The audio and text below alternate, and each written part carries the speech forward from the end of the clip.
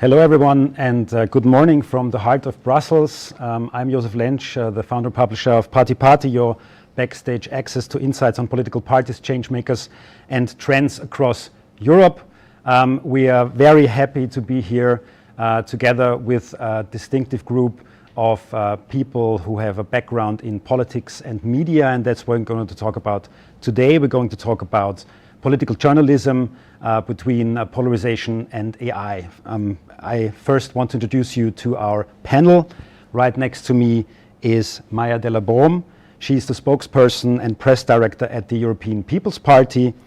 Before that, she was a journalist at Politico and the New York Times in Brussels and Paris, among other things. Good morning and welcome, Good morning. Maia. Thank you. On my right is Sarah Wheaton. Sarah is the chief policy correspondent at Politico Europe. Before that, she worked at Politico and at the New York Times in Washington, D.C. and New York. Good morning and welcome, Sarah. Thanks, Josef. And to Sarah's right is Benjamin Fox. He's the politics editor at Euractiv, and prior to that, he worked as an economics reporter at EU Observer. Warm welcome to you as well, Benjamin. Good morning. Great. We're going to have a few blocks, and as always, it's possible for the audience to also contribute some questions, so please feel free to write them to us. We're going to start with the EP elections. Let me ask you some questions around that. From a media point of view, and of course also from a political point of view, what do you expect to be the top news stories and the battlegrounds for the European Parliament election in June 2024? Maia, do you want to perhaps kick us off? What do you think is going to be the top news stories and the battlegrounds? For me, the number one story would be probably the most obvious one, which is the climate and Green Deal issue, which I think will be very decisive in this election. And I think we have been talking about it, and legislation in the EU is a lot about the Green Deal in these days, in the past month. But I think it will be, linked also to the economy, energy prices, inflation, all of the big issues that we've had for the past year. And then the war in Ukraine will be a big block. And then, we have a lot of issues. But I would say Green Deal is one of the most important, I think, in this election, will be the most important in this election. Thanks very much. Sarah, would you agree that those would be the key issues and battlegrounds? Do you see others as well? I mean, I think it depends on one of the things that makes it challenging to cover the elections from Brussels, and I'm sure your challenge, Maia, managing things from Brussels, is that it is often 27 different elections that play out, and so it can really vary based on the country. So I think there are some places where migration will play a bigger role, other places where, yes, the Green Deal and this nature restoration discussion will play a bigger role. The economy will play a bigger role in other places. There might be other issues that are just really unique to that country where might not even necessarily be relevant to the European question, but people are voting at the European level if they're voting based on how they're feeling about national leadership. So helping people here and in Europe broadly track and understand the different dynamics around the continent is going to be our biggest challenge. Thanks a lot. Benjamin, your take. I think I would agree with both Sarah and Maia, but also I think migration I would expect to also, I think will be one of those issues where there is both a European angle and also a distinctive national one. We've seen, I think in particular, kind of centre-right leaders across Europe trying to stake out the ground on migration in particular. We had Mark Rutte, Ursula von der Leyen, Giorgia Meloni from the more nationalist side doing a migration deal with Tunisia. I think we'll see others like that. But that and climate change and the implementation of the Green Deal, I suspect those will be the issues that cut through both at national and in terms of the EU bubble campaign.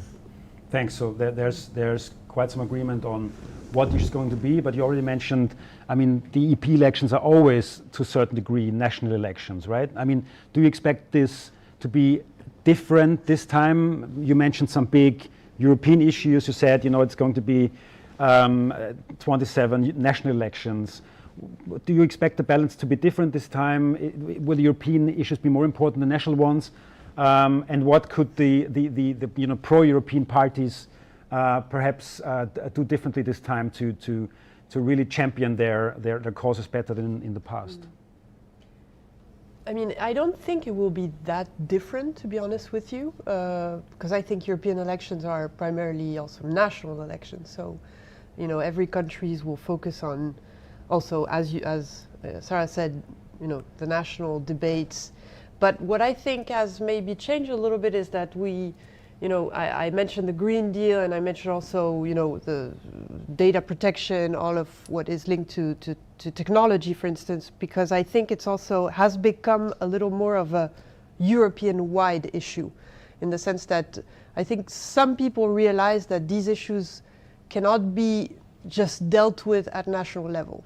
That given, the extent of the climate change threat today, the extent is European. Like it needs to be dealt at a European level, and I think people are more aware of this now than they were before. I think, but it will remain, I think, a national debate. I mean, that's my feeling, at least. I think one thing that will be slightly different is we're not going to have a Spitzenkandidaten process, I think, in the same way that we perhaps did, particularly in 2014 and 2019.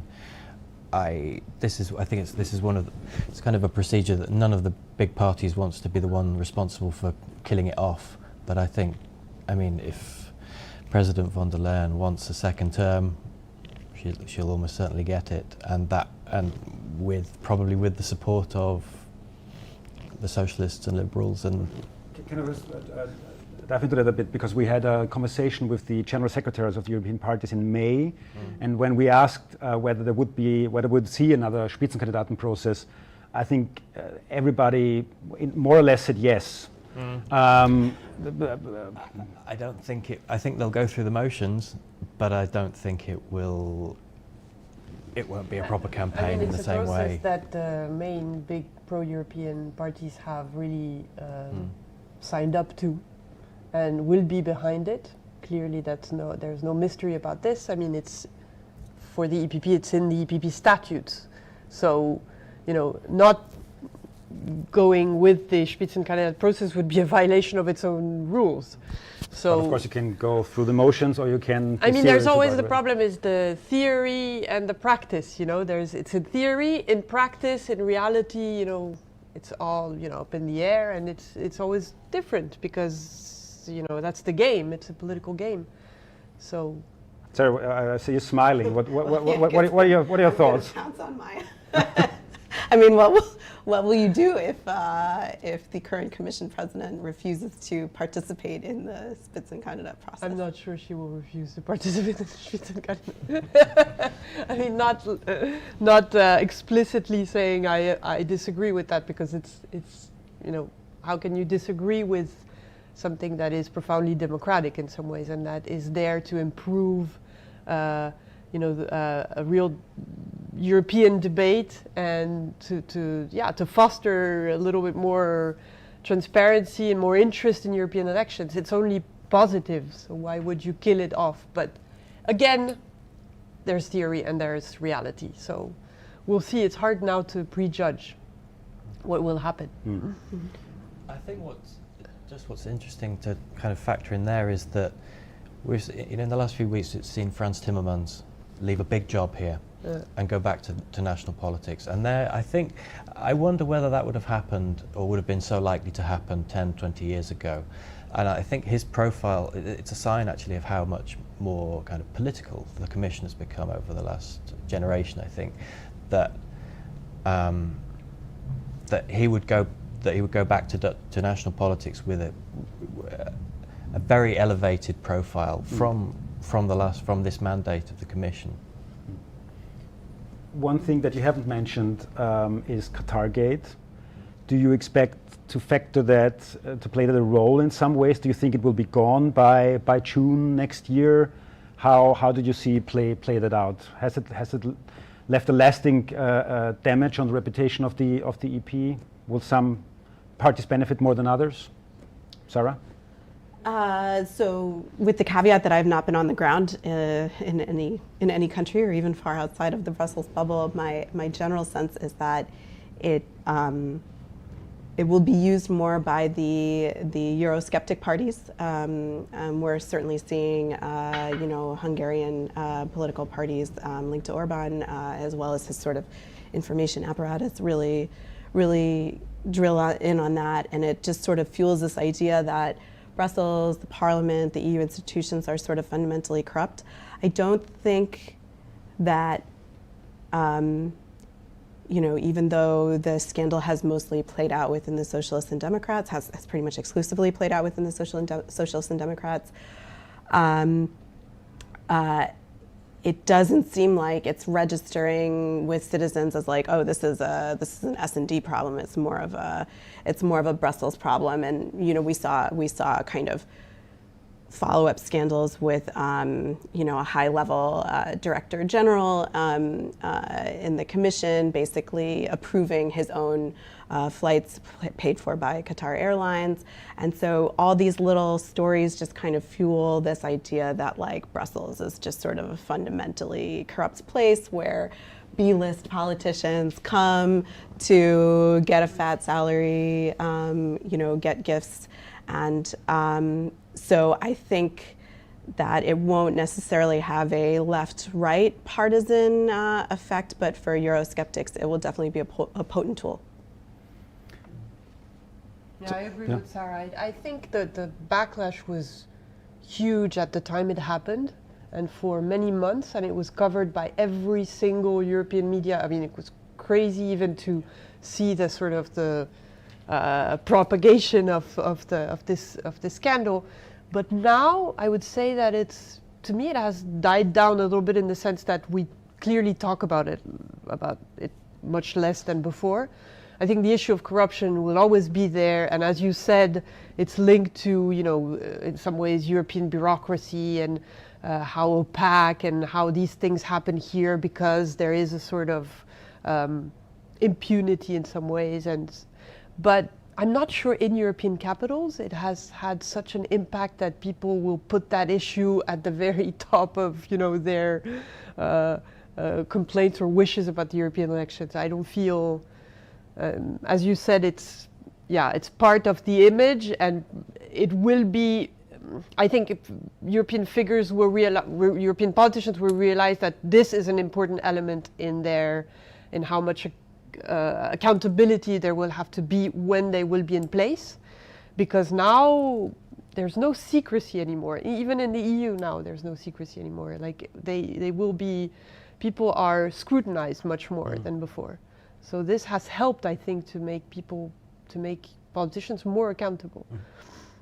I think it was no secret that the European Parliament in particular had a problem with lobbying and with the access of lobbyists. I mean, I've been covering in and around the Parliament for close on 15 years. I mean, it was an open secret that lobbyists had far too easy access, and that some politicians were taking money, and that the scrutiny of this was extremely lax. I think in that sense the Qatargate scandal has been a good thing, in the sense that it has finally forced the Parliament machine to clean up its act.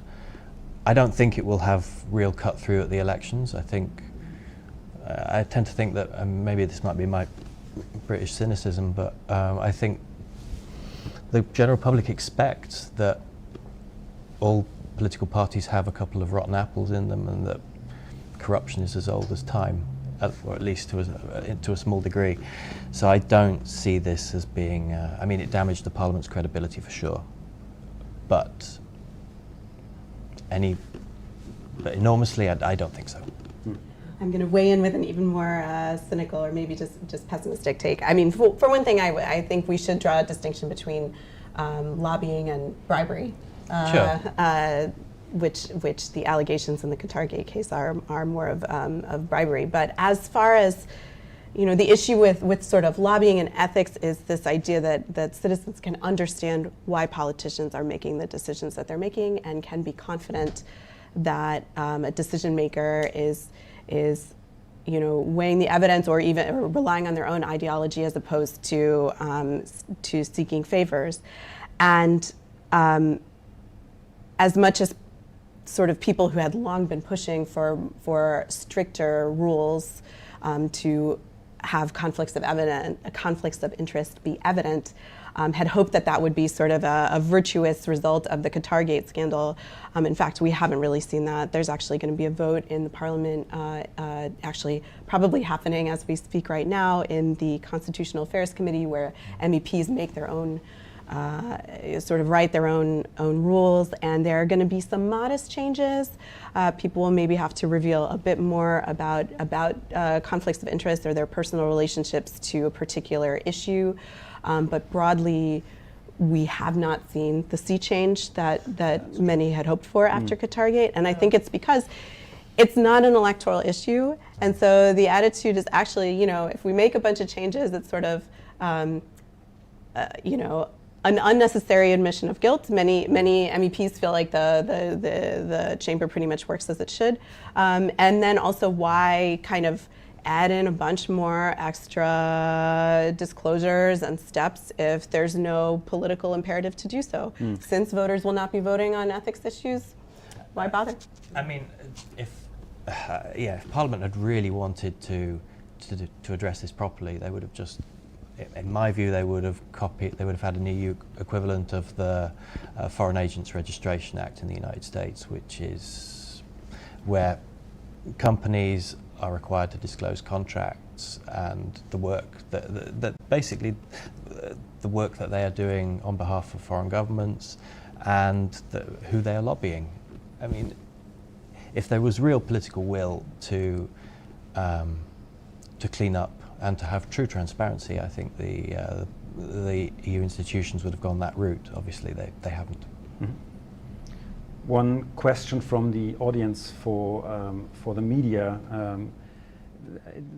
There are a lot of political professionals watching, and the perception, perhaps unfairly, but the perception sometimes is that the closer the EP election gets, the more the extreme, the shrill voices, the populists, the anti-Europeans get coverage, right? And of course, it makes for good copy, and people read this. But how, if you are a political professional from center left to center right, a pro-European, pro-democratic representative, and you want to, get through, get your story covered, what would be your recommendation? And also, would you think this is unfair, this perception, or it's just the way things are?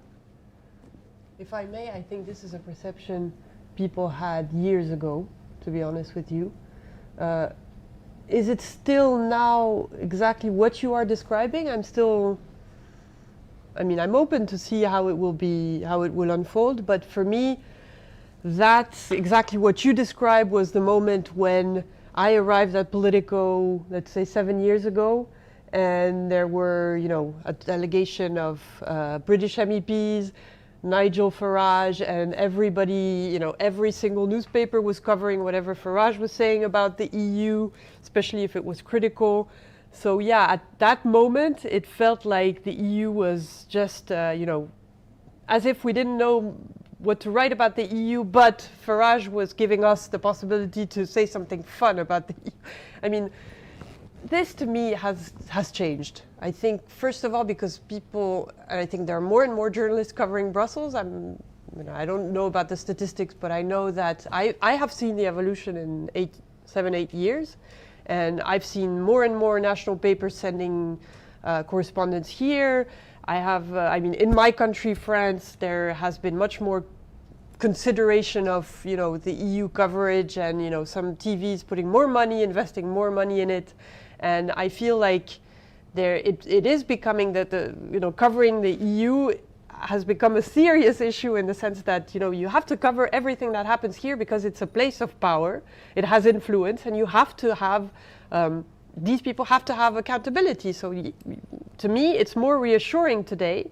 And I've seen this also because when I started, we were, a small team trying to sort of knock at the doors and confront people. And now feels to me that there's much more stories being written about the EU and much less caricatures being written about the EU, I think. You know, the size of the cucumber was something that we talked about so many times. Do we still talk about it now? I mean, I think it's changing. Maybe I'm being too optimistic here, but I think more coverage in general has meant more policy coverage as well. yeah. I mean, perversely, I think, in terms of the UK, despite having been out for the last 3 years, I think in many senses the coverage of EU policy and politics is actually much stronger than it was 5-10 years ago. There's far more policy coverage. I mean, today the UK finally agreed association membership on Horizon Europe. It's been covered in most of the UK press. Would that kind of issue have been covered in so much detail, what it actually means, 10 years ago, 15 years ago? I don't think so. I think the fact that debates in Brussels have historically been quite technocratic, quite policy-oriented, it's hard to sort of capture the voters' imagination. And so therefore, the debates that got covered were Europe good or Europe bad. And now, I think especially since the pandemic, since the war in Ukraine, even this nature restoration debate, the fascinating thing about that debate was like, there was nature restoration, there was actually a discussion about policy issues that was passionate, and it wasn't like, is Europe good or bad? It's like, Europe's gonna regulate and Europe's gonna take action, how should they best do it? With the pandemic, we saw, discussions about the vaccine strategy. Now we're seeing discussions about, to what extent Europe sort of faces a threat from Russia that was not expected, and how, and that has sort of united. We're seeing even some of the far-right parties that might have been more sympathetic to Russia feel like that's politically not acceptable, and so then you move that debate to more a how do we deal with this instead of a whether we deal with it. And so I think that there is just also more potential from a journalism perspective to cover a passionate debate that people care about without it being just, screaming. And if I may, it's also not just policy, it has become also very political in the sense that I don't think years ago journalists would have, been interested in covering who's running for what, we call it the top jobs, but this has become a little bit, I'm not saying that in European capitals everybody cares about whether, so-and-so will be re-elected but to me it has become a little bit of a European political debate, who is going to replace who. People talk about it, and then there are stories in the national press which I think didn't happen before. I don't think they were so interested in, who's running the EIB. So that, yeah. And this is where, sort of characters like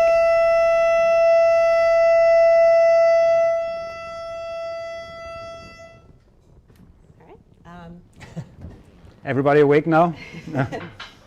this is where characters like Thierry Breton, Margaret Vestager, who is now, has just stepped away to run for EIB, but these sort of larger than life people, you had this sort of David versus Goliath image of Vestager going against these big tech companies.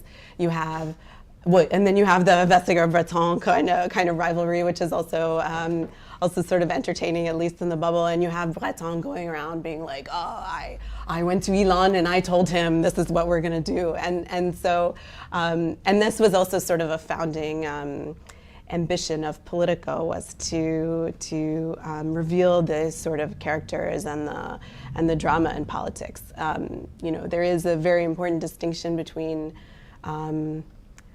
politics and policy, and I think that sort of the conceit in Brussels has been like, we only deal with policy, we're not so political here, we're very technocratic, but you can dismiss it as crass, but ultimately personality and ideology, that's what makes regular people feel a connection to their leaders.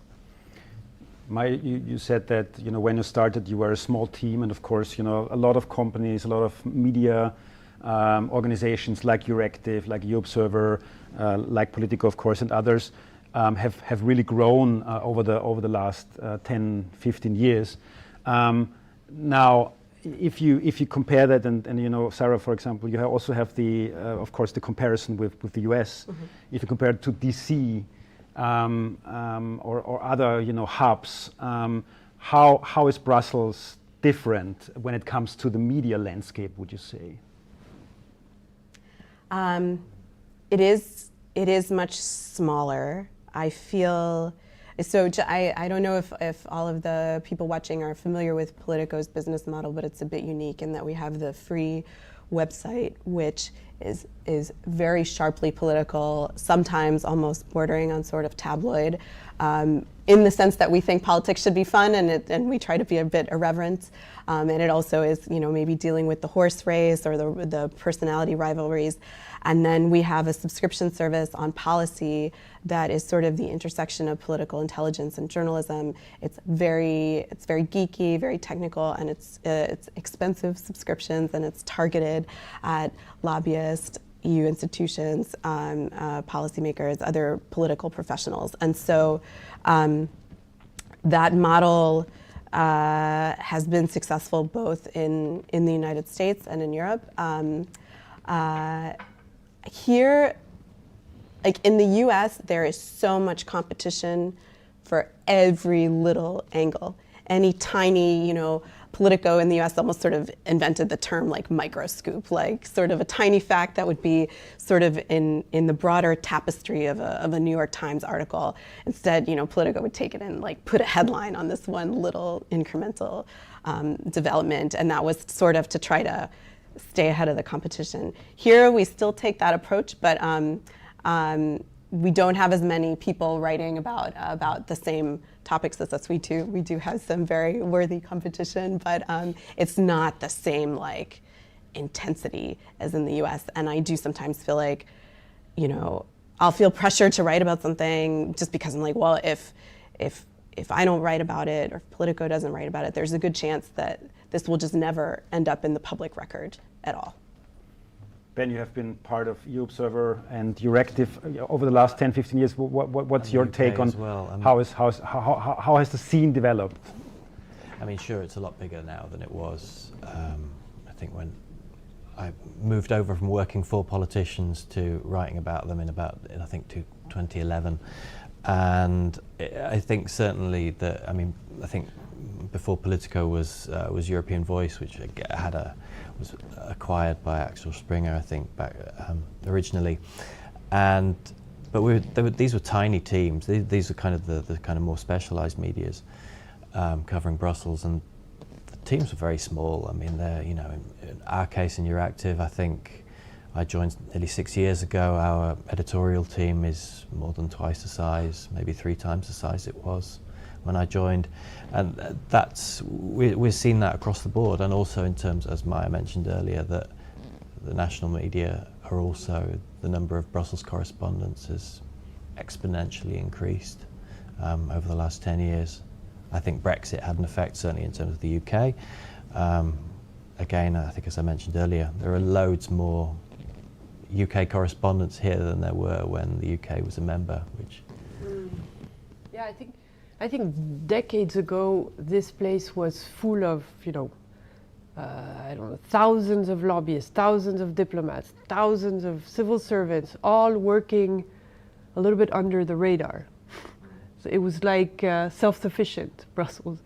And at some point, I think, you know, it's just normal because it's a place of power, because it's a place where big decisions are made, because it's a place where legislation is being voted on, that people are accountable. So to me, it's just, there should be even much more competition in terms of media in Brussels, in the sense that we have Politico, Euractiv, EU Observer, but in a way it should be many more newspapers, many more newsrooms based in Brussels should be here. Like in Washington, I think it's hard to compare, because in Washington there's so much competition, and I think, I mean, it's a work in progress, but I think at some point Brussels should be, everybody should want to go in Brussels and say, we will, you know, challenge people there, challenge politicians, civil servants.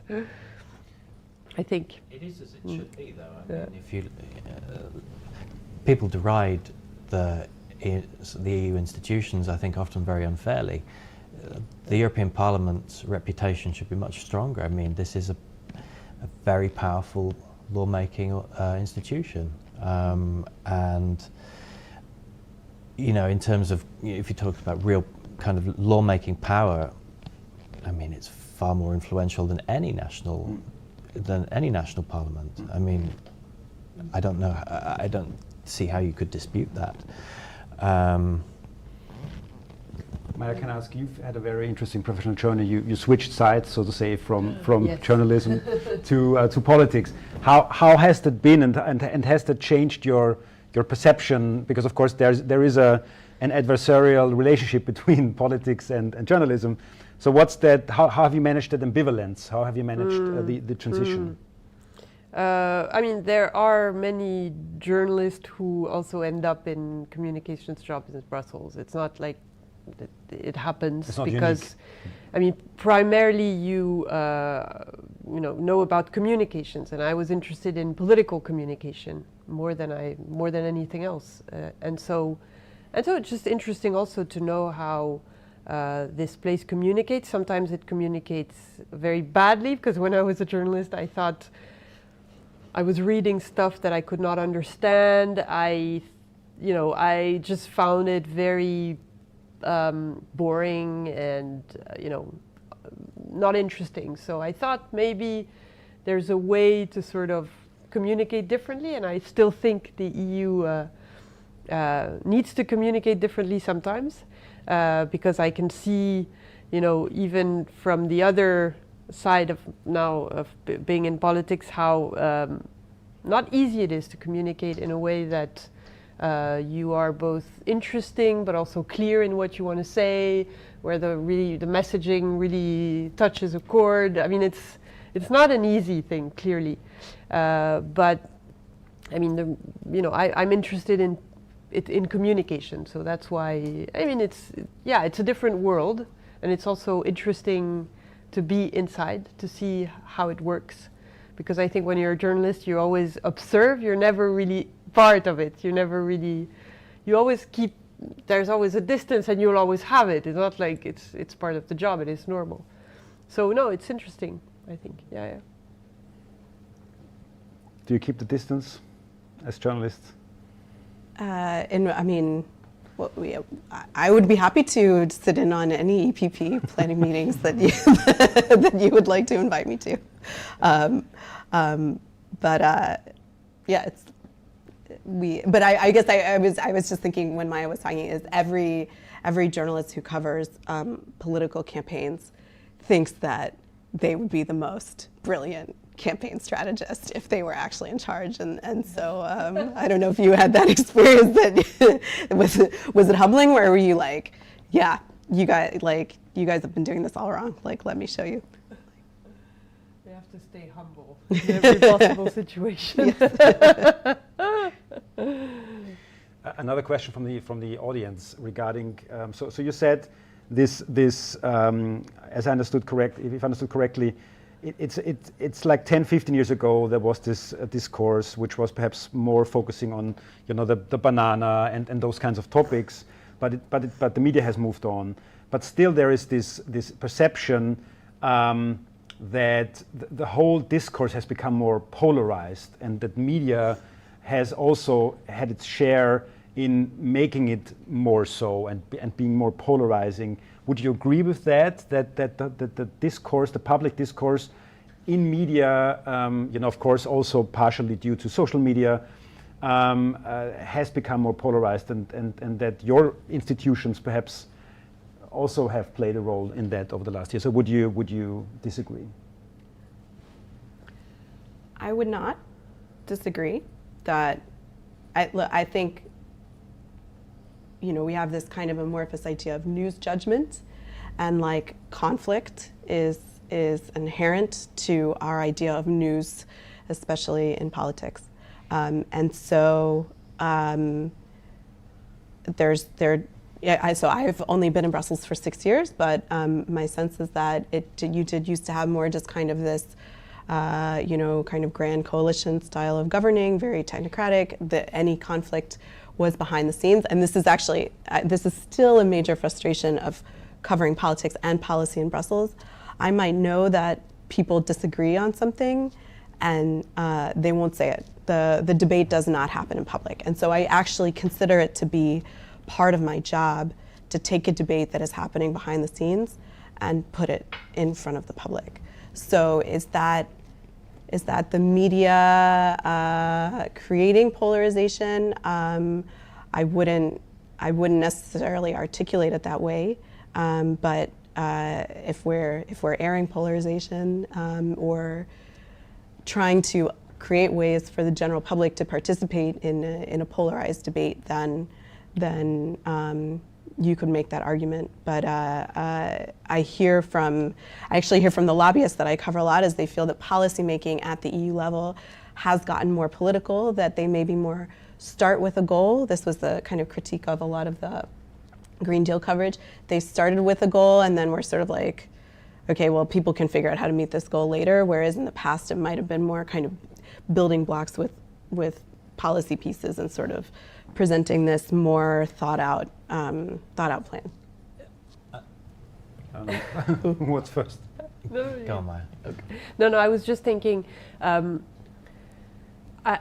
don't think the media really created polarization. I think it reflects a polarization that already exists in politics, in European societies. If you look at the political landscape today in Europe and you just take a look at the European Parliament, it's amazingly polarized. It's amazingly fragmented. It has never been as fragmented as it is today. So it can only reflect what is happening in Europe. The other problem, and I see it as, now that I'm not a journalist anymore, is that, consensus is boring for journalists. And this is my challenge, because I think consensus, unfortunately, reflects what is happening in this place. And without consensus, there's nothing. Like, you have so many different countries, 27 countries, 27 histories. How can you find consensus between countries that have different histories, that have different political cultures? There's only consensus, unfortunately, but it doesn't sell, because consensus is boring in some ways. But how can you make that interesting is a challenge that journalists have to find themselves, and it's not easy, I would say. I think European politics in Brussels is still an awful lot less adversarial than at the national level. I think, and also I think some politics and policy making is a good thing. I think in the past there wasn't enough of it. I think one of my first beats was covering the response to the Eurozone crisis back in 2010 to 2011, when there were these two big reforms of the budgetary and fiscal policy called the six-pack and two-pack, which I think was an attempt by lawmakers to try and make something a bit more, make it sound more interesting. But this was extremely political.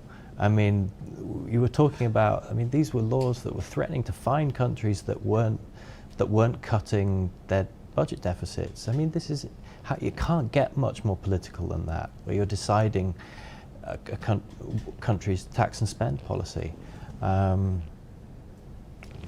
At the same time, while I think that is a good thing, we didn't have this kind of reaction economy that has been created by, largely as a result of social media, I think, and this sense that people have to have the right and they have to have an opinion on everything. That's new, and it's not. It doesn't add very much to discourse, I don't think. Thank you.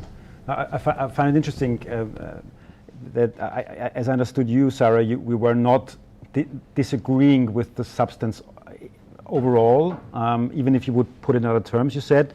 And if I understood you correctly, Maia, you were actually more, let's say, protective of the media's role. You said they're just reflective, so which I would understand as not taking an active role in that process, but just reflect what's there. So I felt like, sorry, you're being more critical of the media than perhaps I understood it wrong. But what do you think? No, what I said is more that the media looks like also society, like the evolution of society and the evolution of media goes hand in hand, I think. I'm not saying that media is not responsible for anything. I don't think, I mean, clearly the big problem now with media, and this is another conversation, but you know, media likes drama. We like drama. If everything goes okay, well, what's the story? And that is the fundamental problem, is that, you know, it's just hard to sell stories to the media if I position myself from the other side, because, you know, if you don't sell drama, what will the journalists be interested in? But you understand also this, that's why, you know, you have to nuance everything, is that you want to make European politics interesting too.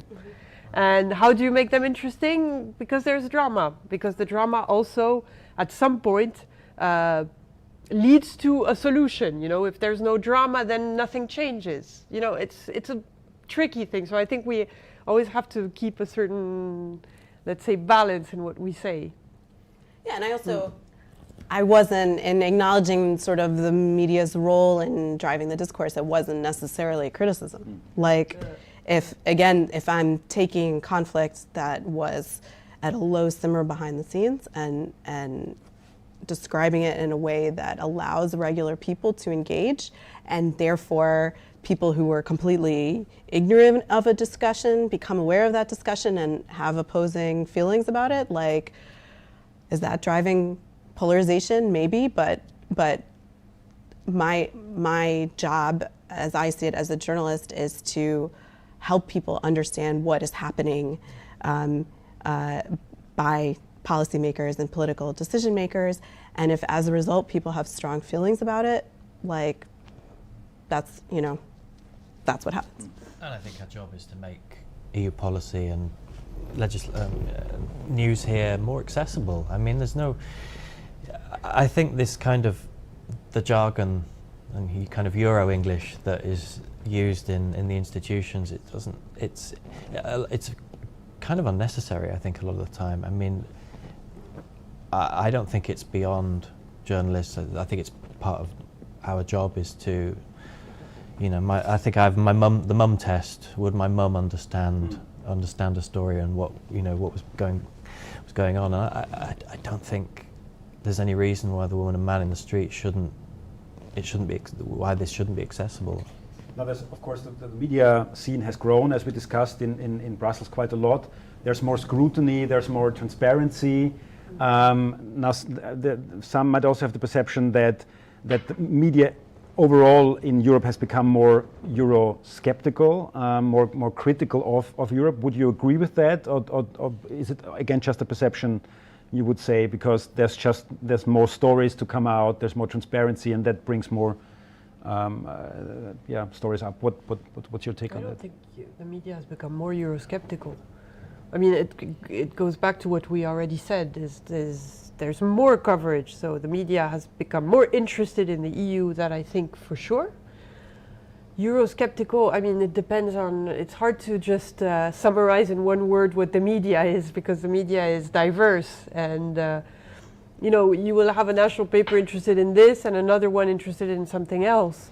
You know, and then you have, I don't know, columnists who are critical of the EU, others who are much more European-minded. I mean, I don't think you can just have one word, summarizing everything. When there's something the EU does, you know, with the Qatargate has probably not made some columnists more European-minded, pro-Europeans, but it's hard to answer that question, to be honest. I wouldn't see it as more Eurosceptic. I think the media was more Eurosceptic maybe in the past, if I'm not mistaken. But again, this is, you know, maybe if you think of the British journalists at some point, yes, we could say that they, but no, I think it's a caricature, I would say. Yeah, you know, in the U.S., I had to, I come from a journalistic tradition where I'm trying to be neutral or objective, and so I sort of trained myself to be neutral when weighing, you know, Democrats versus Republicans, left versus right. And so if I were to write something critical of, you know, I was a White House reporter, so if I wrote something critical about President Obama, people might accuse me of being biased against Obama, but nobody would be like, oh, are you against the American project?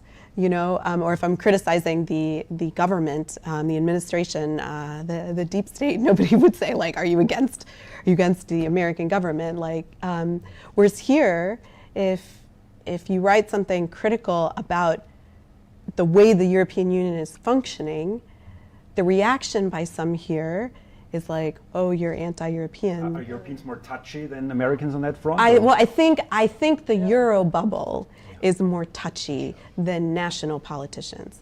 And I do, so I wasn't, again, I've only been here for 6 years, but just having met some older journalists who have been here like for decades and decades, I get the sense that some of the people here saw their jobs as helping to explain the European project to people outside of Brussels.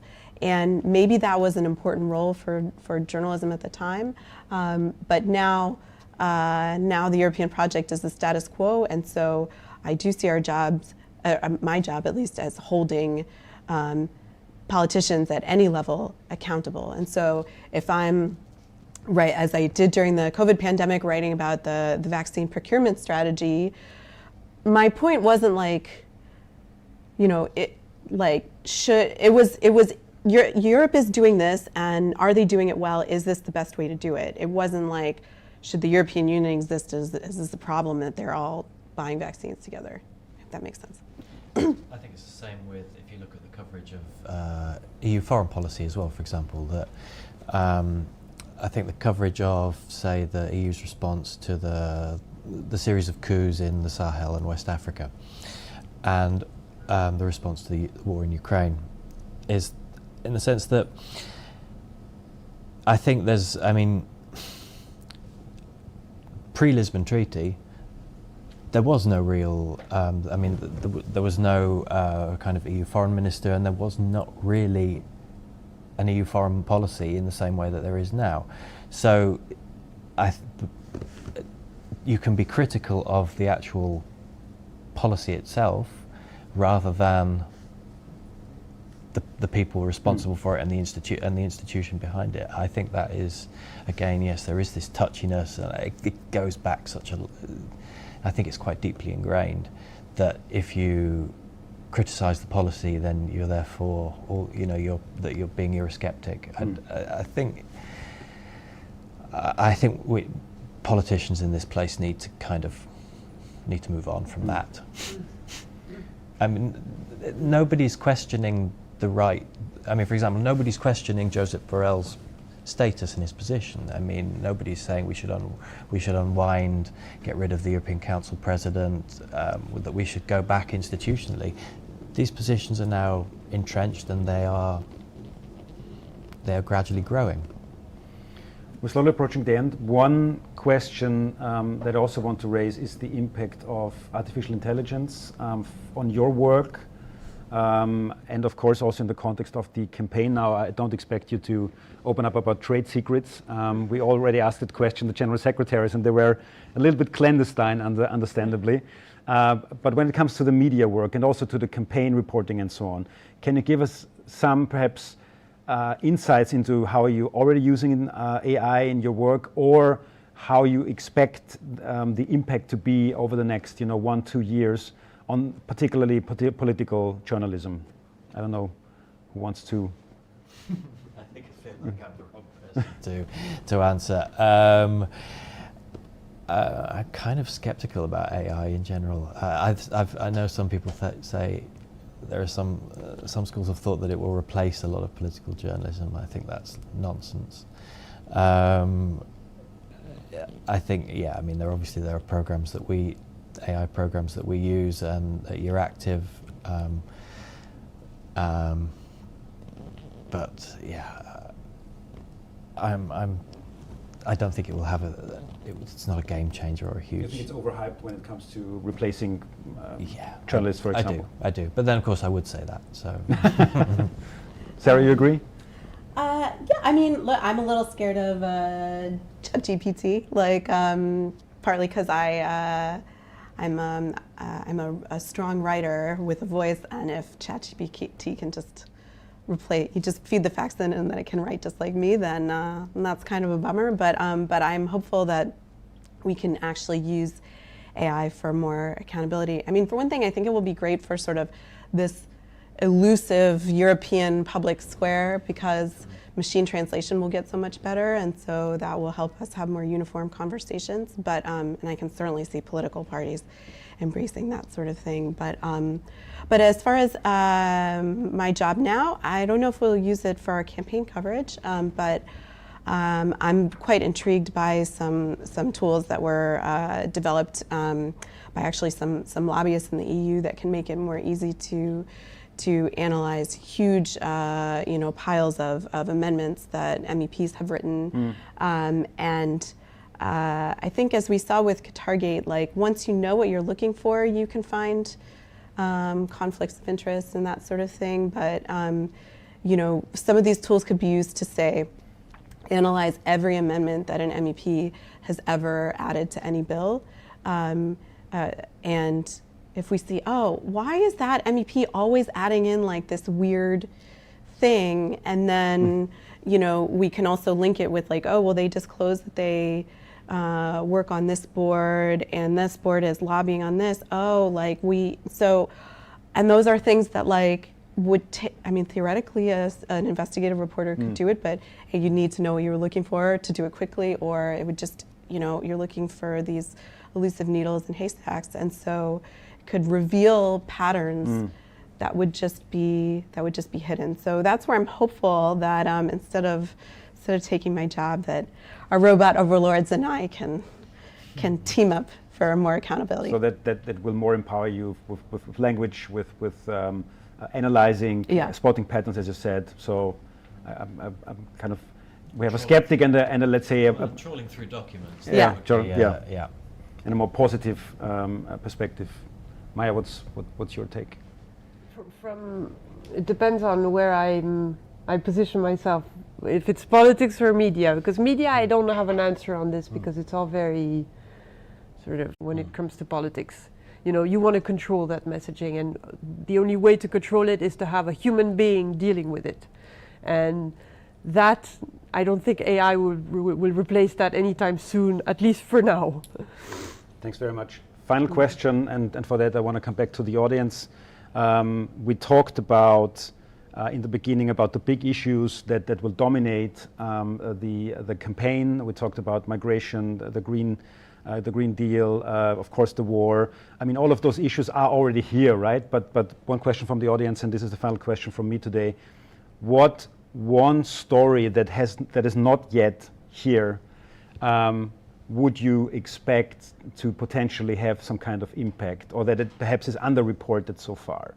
So is there a kind of a small thing that you think could turn out to be actually a big thing later on in the campaign until June? If you want to make a bet, Ben, do you want to kick us off?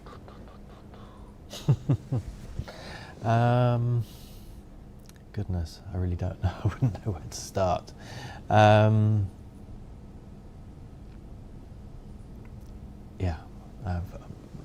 Completely blank. Take some time to think, perhaps. Sarah, what small thing could become much bigger, you reckon?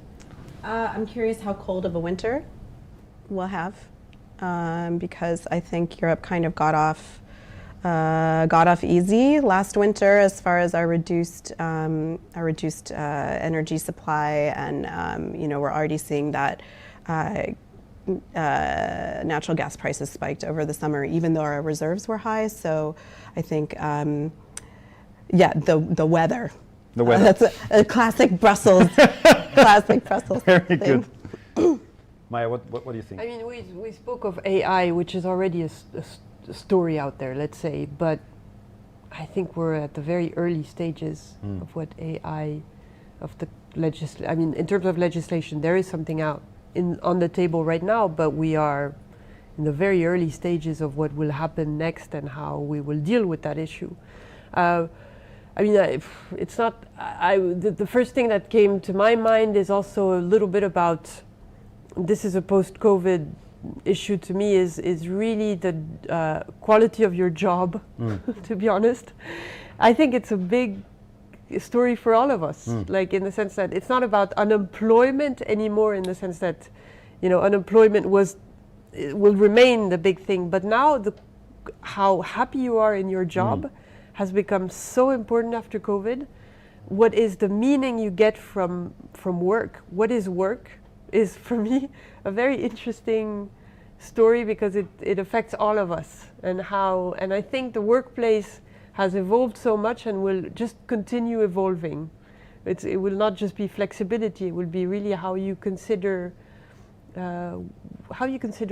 working. What is working for you, and what meaning do you give to that part of your life?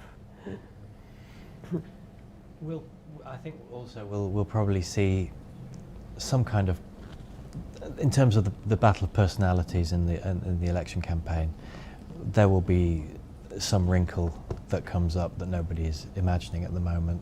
I mean, for example, if